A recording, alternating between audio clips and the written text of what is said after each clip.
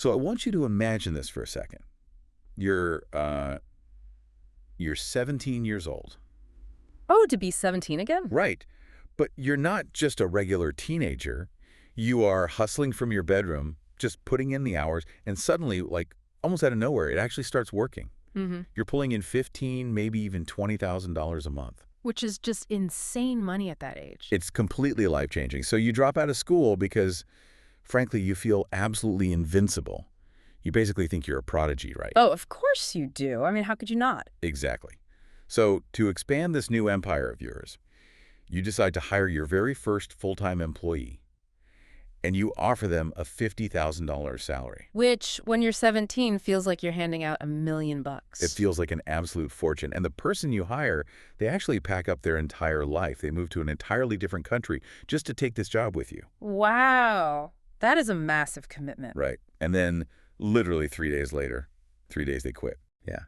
They pack their bags, look you dead in the eye, and simply say, I do not enjoy this work. That is just, I mean, it's a totally crushing moment. It's brutal. It really is. But that's a real story from the source material we're examining today.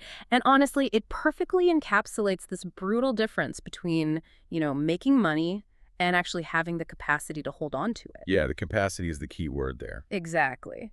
Because this teenager, he was devastated. He was literally crying, feeling like a complete fraud. But the incredibly harsh reality he had to face was that despite the cash flow, he just wasn't an inspiring leader yet. Right. He didn't have the character or the emotional maturity to make a grown adult say, I believe in your vision and I want to work for you. And that story, it really grabbed me right from the jump because it completely shatters the illusion we see constantly online. Oh, absolutely. So today, we are unpacking this truly fascinating blueprint. It's essentially a set of principles that was originally formulated as a masterclass for teenagers and young adults on how to build serious, lasting wealth. Yeah, but as we were reading through these notes, we realized this goes way, way beyond just young entrepreneurs. 100%. It's really a profound exploration of wealth consciousness. Yeah. Like the hidden psychological logic behind making money and, honestly, more importantly, not letting it completely destroy your life. Yes. It's the literal embodiment of that old saying, Yeah. money talks, but wealth whispers. It truly is. Yeah. Because making money, it requires this, I don't know, this aggressive outward-facing energy. Right, you have to go out and get it. Exactly. But sustaining it, Yeah. cultivating an actual abundance mindset that requires building a psychological fortress. Mm-hmm. You have to design a life that actively protects you from your own worst impulses. Because sudden success, if you don't have a reinforced foundation to hold it, is honestly one of the most dangerous things a human being can experience. It really is. Now, before we really pull this apart and get into the weeds, I do need to make one quick, but super crucial disclaimer. Always important. Right. We are exploring behavioral psychology, sociological trends, and wealth philosophy in this deep dive today. This is absolutely not financial advice. No, definitely not. We aren't here to tell you how to balance your portfolio or, what specific assets to go out and buy. Right, we're unpacking a very specific mindset and a philosophy of success. Exactly. So if we look back at that 17-year-old whose employee quit after 3 days, it highlights a concept that the blueprint emphasizes incredibly heavily. And that is, before you can be the king, you literally have to survive being a pawn. And this is something that modern culture aggressively tries to bypass. Oh, totally. Everyone wants the shortcut. Right. But the core philosophy here is that you actually have to earn your stripes. You have to start at the bottom, utilizing basic business models where you have zero leverage, zero capital, and frankly, zero connections. You're just a nobody, basically. Exactly. You have to do the unglamorous grunt work. You have to experience what it's actually like to serve clients, to handle painful rejection, and to just be at the bottom of the pecking order. Because skipping that phase, it's kind of like trying to build a massive skyscraper without pouring a concrete foundation first. Yes, perfect analogy. It might look super impressive for a minute, but the first major storm that rolls through is going to knock the whole thing over. And we see that happen all the time. We really do. It makes me think of the sports world, honestly. You constantly see these highly recruited rookies who show up to NFL training camp wanting to be the team captain on day one. Oh, yeah. But they've never been the ball boy. They haven't spent years picking up wet, muddy cones in the rain after everyone else has gone home. Right. They want the title without the history. Exactly. But I have to wonder about the environment we're all living in right now. Because with social media compressing time the way it does, where we literally see the starting line and the finish line in a single 15-second video. The highlight reel. Yeah, the highlight reel. Does that create a psychological illusion that we somehow deserve to just, skip the line entirely? It absolutely warps our perception of time and effort. I mean, we see a 22-year-old stepping out of a private jet on our feeds, and we completely miss the decade of silent, grueling work that preceded that exact moment. We just see the jet. Right. And that is exactly why the source material insists that you need an external force to humble you early on. If you don't have an arena that violently checks your ego, you will just become completely consumed by your own hype. Wow. Violently checks your ego. I love that phrasing. It's true, though, and the free market is the ultimate humbler. Oh, yeah. It doesn't care about you at all. Exactly. It doesn't care about your feelings, your background, or your ego. It only cares about the actual value you deliver. The blueprint also suggests physical humblers, which I found really interesting, like combat sports. Oh, yeah. Brazilian Jiu-Jitsu is a perfect example of that. Exactly, because you can walk onto the mat thinking you are the toughest, most successful person in the entire room, but the mat does not care about your bank account. It doesn't care about your Instagram followers. Gravity and leverage apply equally to everyone. Yeah, when you're literally tapping out because someone half your size is choking you, it enforces a really fundamental humility. It really does. You are forced to accept that there are rules to the game, and you are simply not above them. And to tie it back to that 17-year-old entrepreneur we started with, that brutal humbling from his first employee quitting, that was the exact catalyst he needed. They broke him down. Right. And years later, he went on to build companies with hundreds of employees and tens of thousands of applicants. But he had to be broken down as a pawn first to rebuild himself as an actual leader. So, okay, assuming you embrace that grind, right? You take your lumps, you accept your place as the pawn, and you start quietly building some real momentum. The next psychological hurdle is how you navigate the world as you start to actually see some success without immediately discrediting yourself. Yes, this is crucial. Because the blueprint has this incredibly specific rule about the aesthetics of abundance. It argues that young people, or honestly anyone newly stepping into wealth, are automatically going to be judged and discredited by society.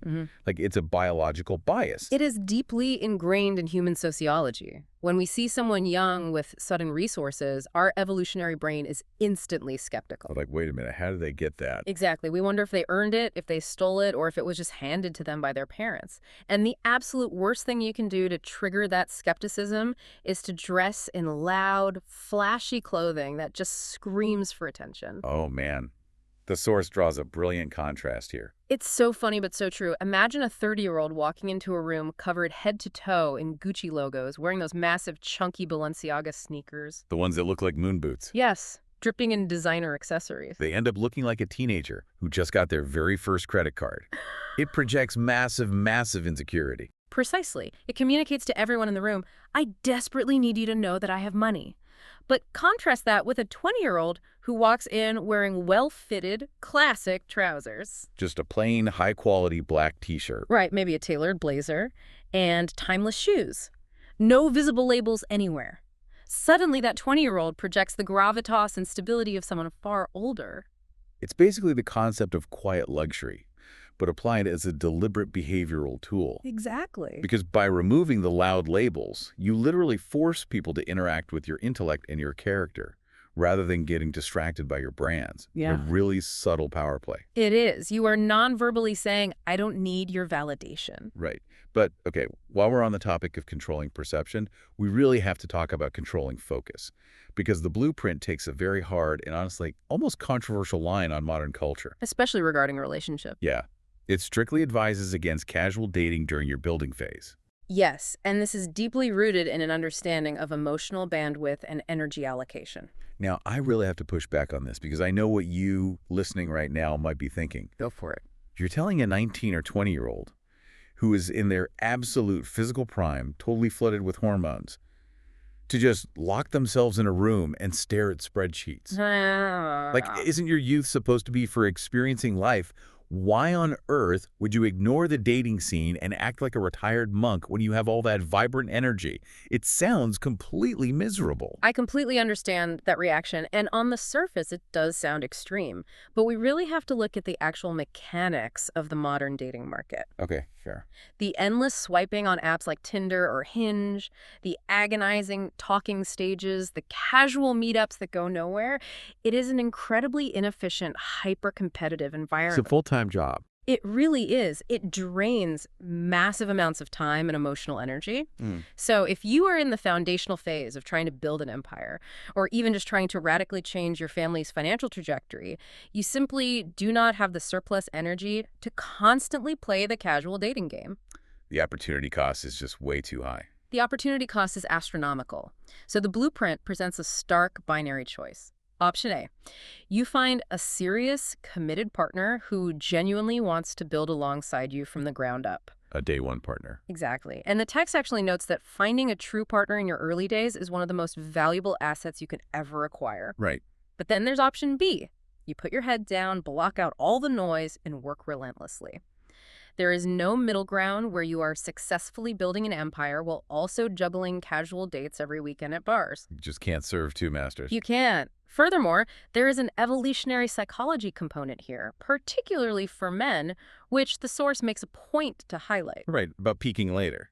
Exactly. A man's value in the dating market, which encompasses stability, emotional intelligence, and resources, typically doesn't even begin to peak until their late 20s or mid-30s. So grinding it out, trying to be a quote-unquote player at 19 is playing a game where you have absolutely zero natural leverage.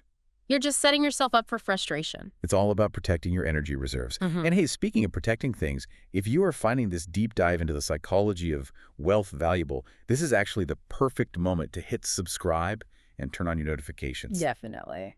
We are super obsessed with decoding these hidden blueprints and bringing you insights that really challenge the mainstream narrative.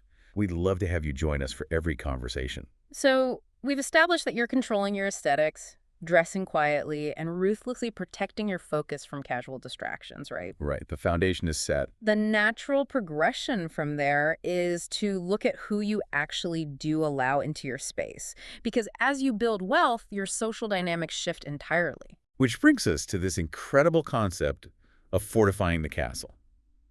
This is where we examine the inner circle and what the text calls the ultimate test of success. And I've always loved using a really specific analogy for this. Let's hear it. Your influence is your front porch, but your inner circle is your living room. Ah, that captures the dynamic beautifully. Right. Because in today's hyper-connected, clout-driven society, the lines between those two are completely blurred. So blurred. People treat casual acquaintances from, random networking events like they're trusted confidants. Exactly. But the blueprint emphasizes that you want a massive front porch. You want to be deeply respected in your industry. You want to be courteous to everyone. And you absolutely never burn a bridge unnecessarily. You want a really large sphere of influence. Yes. But your living room. The place where your guard is completely down. The actual friends who would drop everything to help you at 2 a.m. That circle needs to be practically microscopic. It has to be. Because everyone is essentially a lobbyist now. Oh, that's such a good way to put it. People are constantly trying to attach themselves to upward momentum. Exactly. If you haven't built an emotional fortress, people will so easily manipulate you. They will dangle a little bit of industry clout or an invitation to some exclusive party. And suddenly you're compromising your core values just to fit into a circle of people you don't even genuinely like. Right. You have to be so deeply rooted in your own principles that shiny objects just don't sway you. And this extremely tight inner circle is basically your only defense mechanism when the actual big money arrives. Okay, let's talk about that exact moment. The moment the goal is actually achieved. Because I've always been fascinated by this specific psychological phenomenon. Why is it that human beings are so incredibly prone to self-sabotage the exact second they achieve their primary goal? It's so common. You see it everywhere. Someone hits their target revenue, or they get the massive corporate promotion, and then they immediately drive their life into a ditch. It happens because they lose the friction that was keeping them sharp in the first place. The blueprint treats this with almost like a spiritual gravity. How so? It suggests that the universe or the market or whatever you want to call it will always test your capacity. Achieving the first massive milestone, making your first million, getting the huge payout is often just a combination of extreme hustle and a little bit of right place, right time luck. Right. Anyone can get lucky once. Exactly. But keeping it, repeating that success year after year, that requires an ironclad discipline that most people simply lack.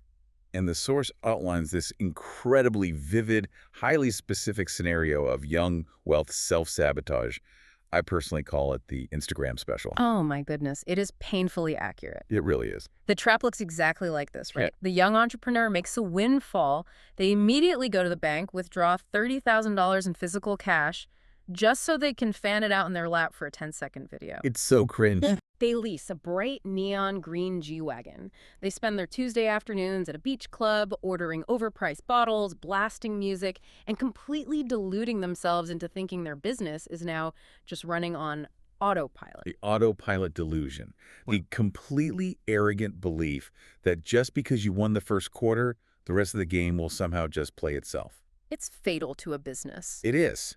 And I really want to translate this for a second, because even if you aren't a 20-year-old renting a G-Wagon in Miami, this exact same psychology applies to everyday lifestyle creep. Oh, 100%. It's the 35-year-old listener who finally gets that senior director promotion and immediately leases a luxury sedan that totally stretches their budget. Yep. Or they upgrade their apartment simply because they feel they need to signal their new status to their peers. It's the exact same trap, just at a different scale. It is the exact same behavioral mechanism.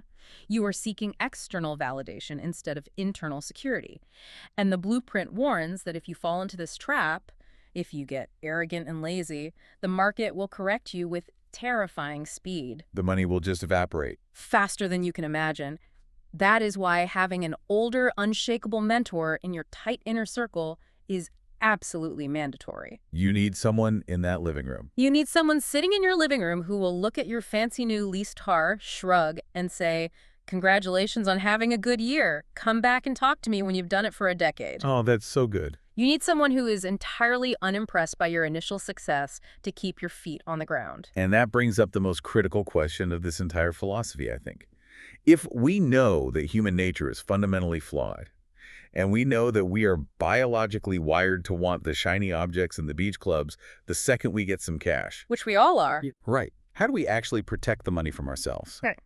This leads to the final and, frankly, the most counterintuitive strategy in the entire blueprint, the concept of forced illiquidity. This is where the philosophy directly challenges mainstream financial rhetoric. It really does. The principle is simple but brutal.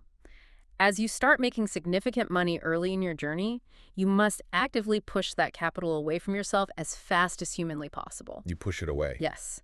You invest it in a way that makes you purposely cash poor. Now, hold on. I have to challenge this aggressively. Because look at any financial blog, any investing podcast right now, and the prevailing wisdom is that liquidity is king. Right. Cash is trash, but liquidity is king. Exactly. Having liquid capital gives you optionality. Mm-hmm. If the market suddenly crashes and everything is on sale, you want cash ready to deploy. Why on earth would we actively trap our own capital in things we can't easily access? What about the opportunity cost? That is the textbook financial argument, and if you are just looking at a spreadsheet, it makes perfect sense. But this blueprint isn't a textbook. It's a study in behavioral psychology. When you are experiencing new wealth, the money sitting liquid in your checking account or in easily tradable stocks is not an asset. It is a massive behavioral liability. Interesting. The statistical probability of you brilliantly timing a market bottom to buy assets at a steep discount is incredibly low. Yeah, almost nobody does that successfully. Exactly. But the statistical probability of your brain convincing you that you absolutely need to buy a $30,000 luxury watch for quote-unquote networking purposes is incredibly high. The rationalization engine just turns on. I need to look the part to get bigger clients. It's an investment in my image. Exactly. Your prefrontal cortex will justify literally any impulse purchase. So the strategy here is to introduce massive behavioral friction. Okay, break that down for me. The blueprint specifically favors dumping your cash into illiquid assets like physical real estate or physical gold, rather than keeping it in crypto or highly liquid stock portfolios. Let's explain that friction because it's so important. Right. If your money is in crypto, you can be sitting at a red light in traffic, feel stressed about something, tap your phone 3 times, sell your position, and literally have 50 grand in your account ready to spend by the time the light turns green. Precisely. It is totally frictionless. Right. But you cannot panic sell a duplex on a random Tuesday afternoon just because you suddenly got the urge to buy a sports car. No, you definitely can't. Real estate requires a 30 to 60-day escrow process, appraisals, inspections, lawyers. By introducing all of that friction, you create a massive moat between your sudden impulse and your actual capital. It is like keeping junk food on the kitchen counter versus locking it inside a heavy safe down in the basement. Yes. By the time you finally get the safe open, the craving has passed. You are actively designing an environment where self-sabotage just requires way too much effort. That makes profound sense when you view it through the lens of human fallibility. We just can't trust ourselves. We really can't. And there's another layer to this involving societal perception, isn't there? Because the text makes a really sharp observation about the unintended consequences of young people flexing liquid wealth. It does, and it completely shatters the ego of anyone trying to show off. It's hilarious. The harsh truth is, if a 19 or 20-year-old pulls up to a nice restaurant in a bright orange supercar, the general public does not look at them and think, wow, what a brilliant, hardworking visionary. Never. Literally never. They think one of three things. That is, daddy's money, they got wildly lucky in a casino, or they scammed a bunch of people by launching a pump-and-dump crypto coin. Exactly. It inherently damages your credibility. It has zero of the intended flexing effect. None. In fact, serious wealthy people will actually distance themselves from you because you look like a massive liability. You look radioactive. Exactly. So the blueprint argues that your life will be vastly superior if you take all that cash, lock it entirely away in real estate, dress in quiet, classic clothes, and just project a mature, grounded energy. Then, fast forward to when you are 28 or 30. You've silently built a multi-million-dollar real estate portfolio in the background. When you finally step out of a beautiful car at that age, society actually believes you earned it. Because you have the foundation to actually support the aesthetic. You've grown into the wealth. It is the ultimate exercise in delayed gratification. It is the profound acceptance that the optics of wealth early in your journey are just a psychological trap designed to keep you broke. Completely. The goal isn't to look rich for strangers at a stoplight. The goal is to become structurally unshakable. To build an invisible fortress, you embrace those external humblers because they keep you sharp. You tighten your living room to protect your peace, and you lock away your cash to protect your future from your present self. That is where generational quiet wealth is actually synthesized. It's a completely different paradigm than what we're sold online. It really is. If we pull all these threads together, it paints a very challenging, deeply introspective picture. True wealth consciousness has absolutely nothing to do with acquiring money just to broadcast your status to people who don't even care about you. Right. It is entirely about developing the maturity, the humility, and the sheer discipline to master yourself first. It truly is the living embodiment of money talks, wealth whispers. It's the silent grind that produces the loudest results in the very end. And that brings us to the close of our exploration today. We've journeyed all the way from understanding the brutal necessity of the pawn phase, to weaponizing quiet aesthetics, to physically locking our capital away from our own worst impulses. It's been a journey. If you found yourself analyzing your own wealth consciousness during this deep dive, if you rethought how you're handling your own focus and friction, please take a second right now to hit subscribe and turn on your notifications. We'd love to have you. We are committed to continuing this journey with you, unpacking the hidden logic of success in every single conversation. Because there is always another layer beneath the surface narrative. Always. And to leave you with something to really mull over as you go about your day, consider this. If you successfully follow this underlying philosophy, if you ruthlessly humble yourself, if you lock your early wealth away out of reach, and if you focus entirely on the silent, unglamorous grind while completely ignoring the loud, flashy distractions of modern society, The real question is, who is the person you become on the other side when you finally allow yourself to step into the light? that's the real reward. We will see you on the next one.